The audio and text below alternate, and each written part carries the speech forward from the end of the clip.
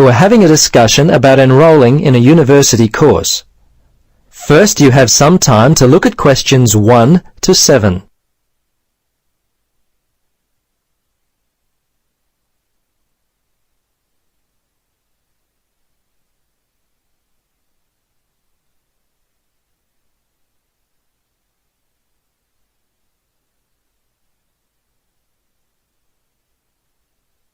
Now, listen carefully and answer questions 1 to 7.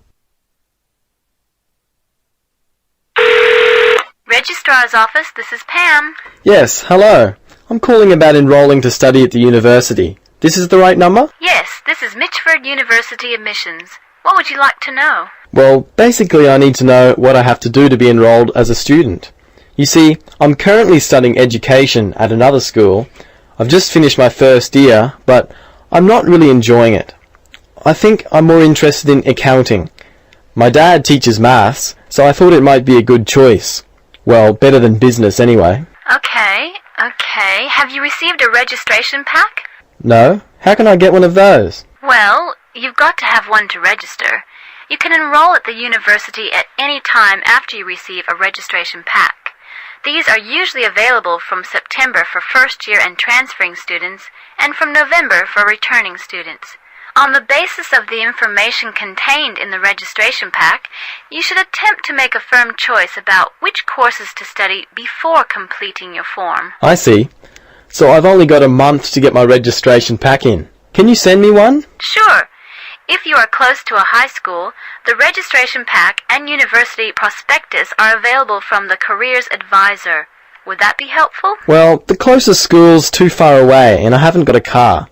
Are there any other ways you can send it to me? Well, for prospective students who have already left school, the registration pack and prospectus are available from the university information line. But that might not be of help for you? No, not really. I'll tell you what.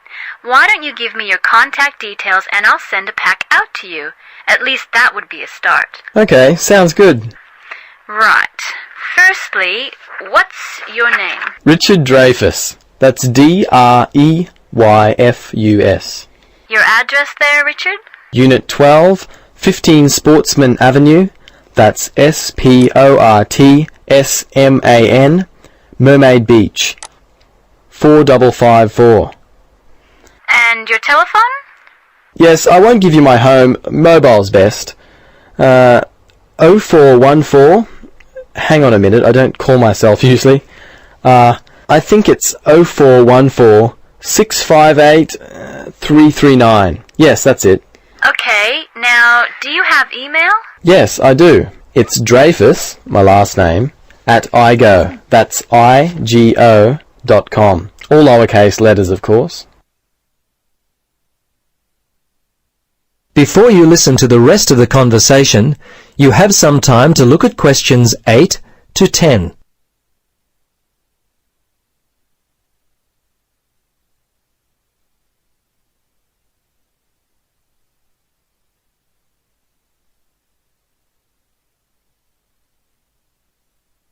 Now listen carefully and answer questions 8 to 10.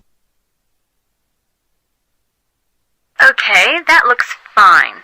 Now, do you have any questions for me? Yes, I've got a friend who is interested in studying at the university. I'm not sure what would be the best way for him to register. Can you give me some suggestions? Sure, there are 3 ways to register. Option 1 is telephone registration. Before you telephone, fill out the registration form included in your pack. This will ensure you have all the information that you require. The number is in your registration packet. Don't forget to hold on to a copy of your registration form for future reference. Yep, okay. Option 2 is registration by post. All you have to do there is complete the relevant sections of the registration form and post the completed form together with all documentation required in the envelope provided. All right. The third way is to simply come in. Visit the Student Information Center in the Information Services building, and your friend will receive personal assistance on how to complete his forms. Thanks very much. You've been most helpful. You're welcome. Good luck with your future studies. That is the end of part 1. You now have half a minute to check your answers.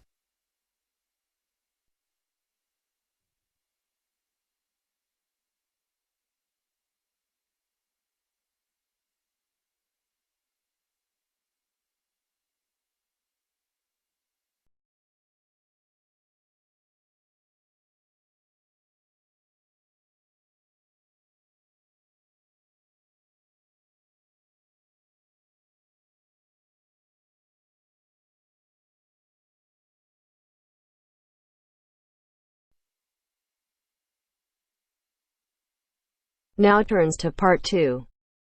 Part 2. First, you have some time to look at questions 11 to 17.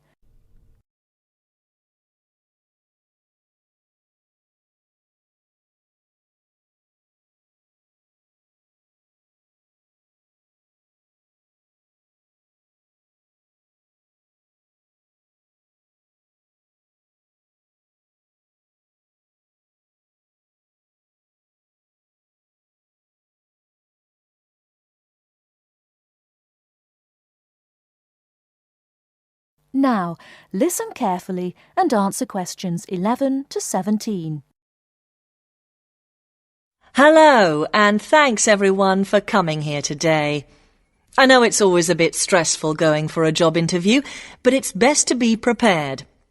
For any of you who may not know me, my name is Fiona Ogilvie, and my job is to offer guidance and support for students with special needs. Now, you wouldn't be here today if you weren't interested in finding a job in the holidays. So let's get down to it and see what things you need to be looking out for.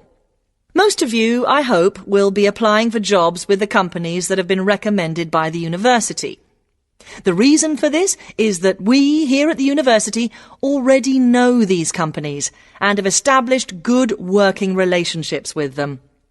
I've also been to visit all of them and checked out the facilities they have to offer. You really need to make informed choices when you're looking for a job and make sure you know before you even get to the interview stage that your needs will be met. But I know that some of you are applying for jobs independently and have looked at companies outside the university recommended list. So for you, it's best to plan ahead and be aware of what it is you may need while you're working. Things that you need to check when you go for an interview are there enough toilet facilities and are these easily accessible? Also, you want to check that all the public areas inside the building are barrier-free, so you can get direct access to these public spaces whenever you need to. And ask about ramps into the building, so you know how many there are and where they are located. These kinds of things are so much more difficult to sort out when you've started work, as they take time. But ramps are an absolute must, so please make sure you know where they are. Another thing you must make sure of is that the lifts have the correct lowered control panels. Ask if all the lifts have this facility or if it's only certain ones. Now, something I think that is often overlooked is working hours. What you want to make sure of is that you get flexi time. This basically means that your working hours are flexible and you can clock on and clock off in times that suit you. Within reason, of course. Most companies do recognise that it takes much longer for someone in a wheelchair to get on and off buses and trains. Public transport can take that much longer, so you need to be organised and prepared. And for those of you lucky enough to own a car, check how many disability parking spaces are available. Remember that it's your right to have a disabled parking space. These also need to be near enough to a wheelchair accessible entrance or ramp. OK, are there any questions before we move on? Before you hear the rest of the talk, you have some time to look at questions 18 to 20.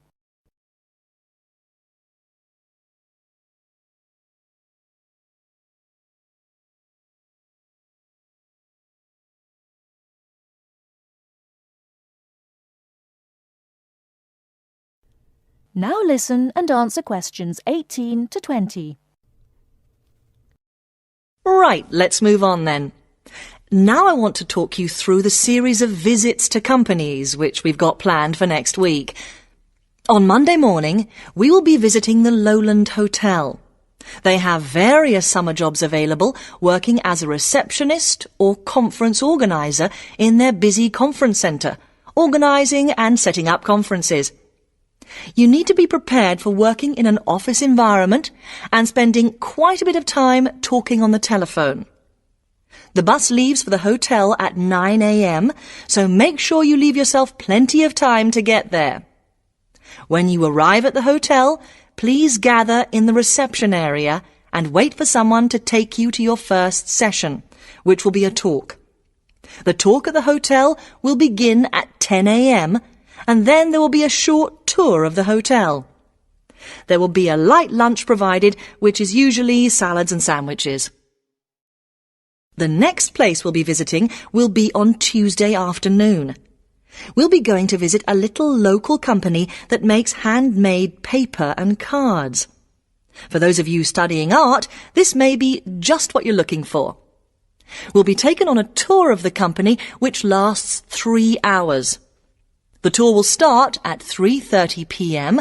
and after that you'll have a chance to meet some of the staff. Tea and coffee will also be provided.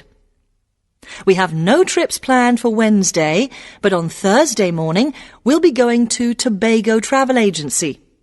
This is a very popular choice amongst our students because you can get student discounts on holidays. We've booked a coach for this and it'll leave from outside the refectory at 8 a.m. You'll need to bring a packed lunch for this, so please don't forget.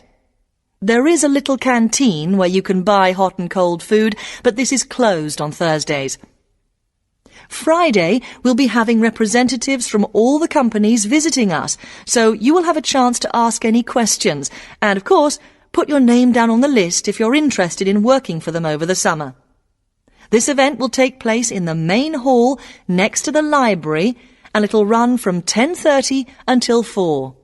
I really hope you make the most of this excellent opportunity to not only earn yourself some extra money, but also to gain experience of what it's like to work.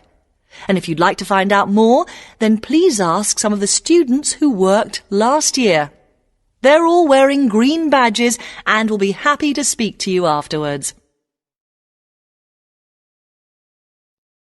That is the end of part 2. You now have half a minute to check your answers.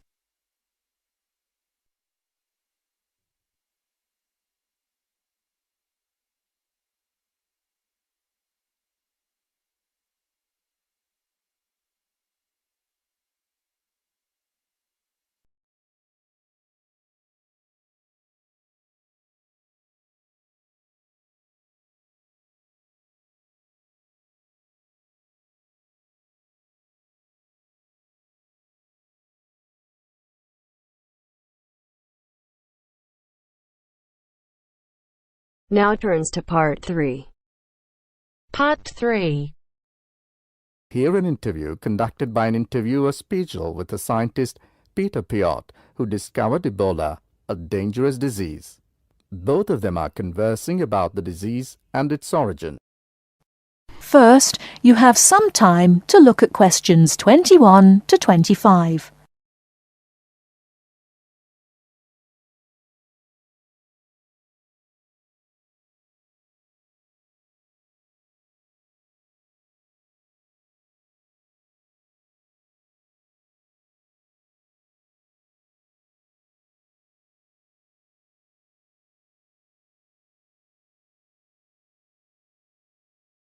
Now listen carefully and answer questions 21 to 25.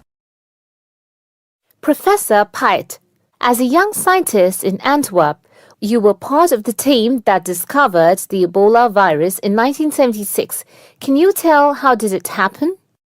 I still remember. Some day in September, a pilot from Sabina Airlines brought us a shiny blue thermos and a letter from a doctor in Kinshasa, in what was then Zara in the thermos.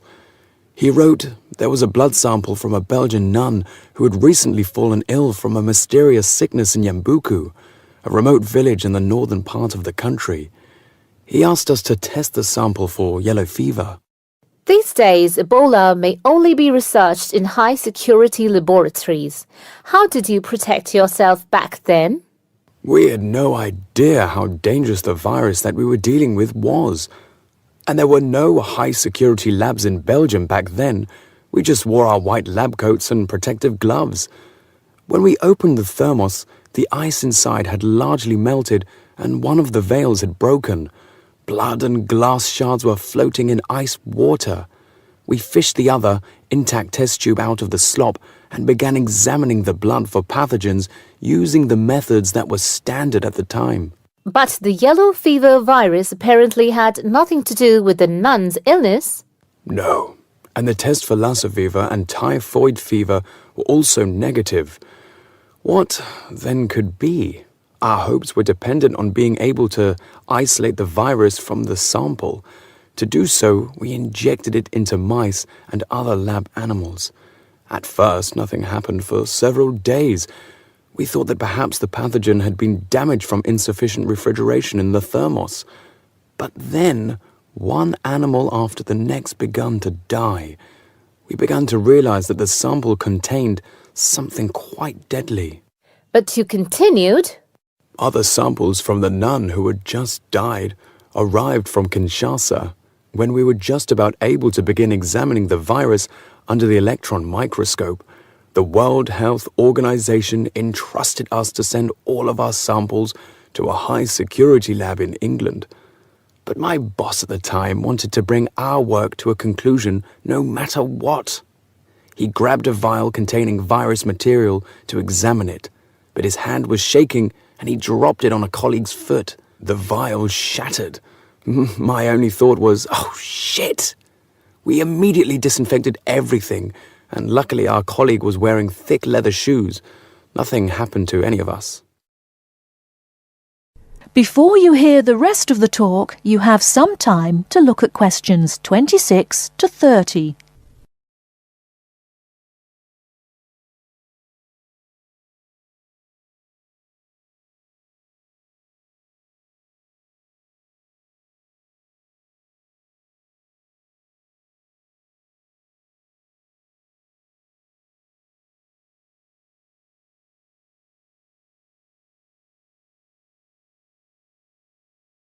Now listen and answer questions 26 to 30. We were finally able to create an image of the virus using the electron microscope. Yes, and our first thought was, what the hell is that? The virus that we'd spent so much time searching for was a very big, long and worm-like. It had no similarities with yellow fever.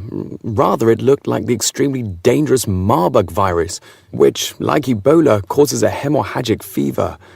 In the 1960s, the virus killed several laboratory workers in Marburg, Germany.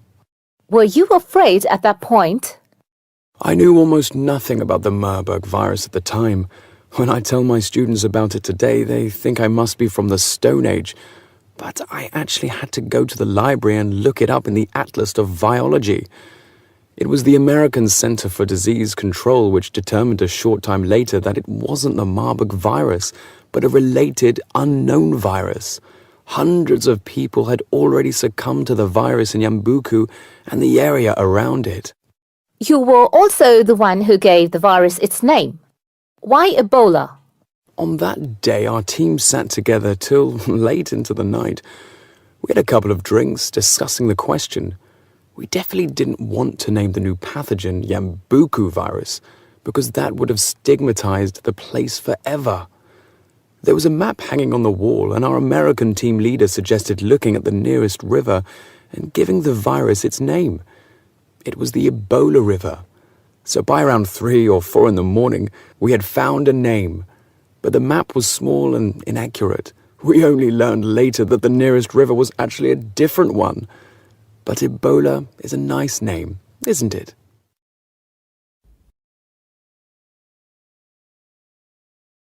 That is the end of part 3. You now have half a minute to check your answers.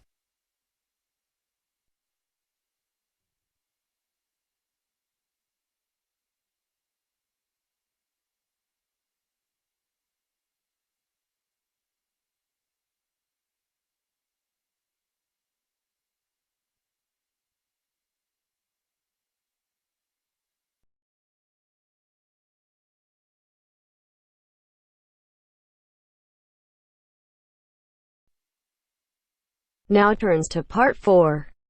Part 4. Now listen to the second part of the lecture. As you listen, complete the notes below. First, you have some time to look at questions 31 to 40.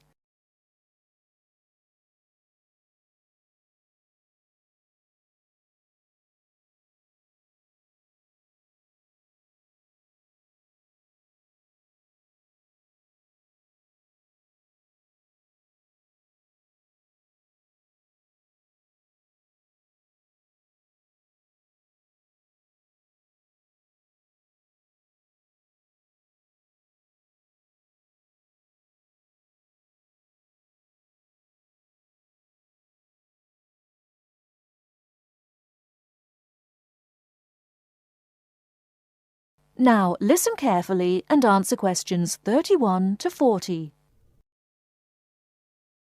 Now let's turn to shopping, which may interest you more.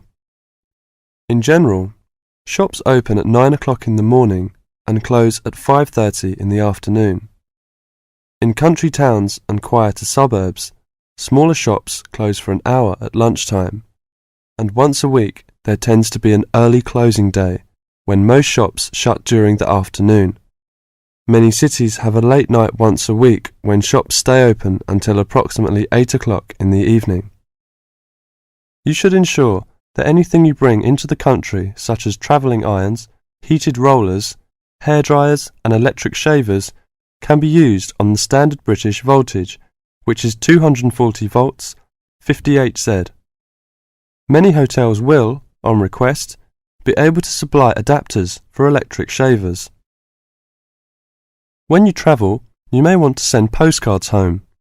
Stamps can be bought at post offices throughout Britain. They are open from 9 o'clock to 5:30 Monday to Friday, and until 12:30 on Saturday. Stamps can also be bought at postal centre stamp dispensers, at large stores and major tourist attractions. For posting letters, you don't have to go far before finding a red painted letterbox. Alternatively, use the letterboxes at post offices. You may ask how much to tip in hotels and how much it is for a taxi. There are no fixed rules on tariffs about this, and the following is intended only as a guide to customary practice. Most hotel bills include a service charge, usually 10 to 12%, but in some larger hotels 15%. Where a service charge is not included, it is customary to divide 10 to 15% of the bill among the staff who have given good service. In restaurants, if a service charge is not included in the bill, then 10 to 15% is usually left for the waiter. For porters, we usually give 30p to 50p per suitcase. For taxis, 10 to 15% of the fare. Hairdressers, £2 according to how much work they have done, plus 50p to the assistant who washed your hair. If you drive in Britain, you should remember to drive on the left and overtake on the right. The wearing of seatbelts is compulsory for the driver and front seat passengers. Now let's talk about full details of Britain's road regulations. A copy of the Highway Code can be obtained from offices of the Automobile Association, AA, or Royal Automobile Club, RAC, at most ports of entry. These two motoring organisations can also provide plenty of helpful information to all motorists. Contact AA. Telephone is 01 854 7373, 24-hour service. RAC telephone is 0304 204 256, 24-hour service. For something more serious, telephone operators will give you the telephone number and address of a local doctor's surgery. Alternatively, you can go to the casualty department of any general hospital or, in the case of severe emergency, dial 999. 999 is free.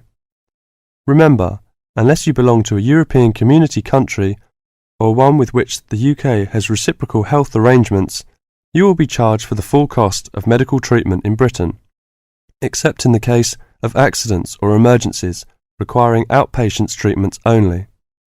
It would therefore be wise to take out full medical insurance before leaving home. That is the end of part 4. You now have half a minute to check your answers.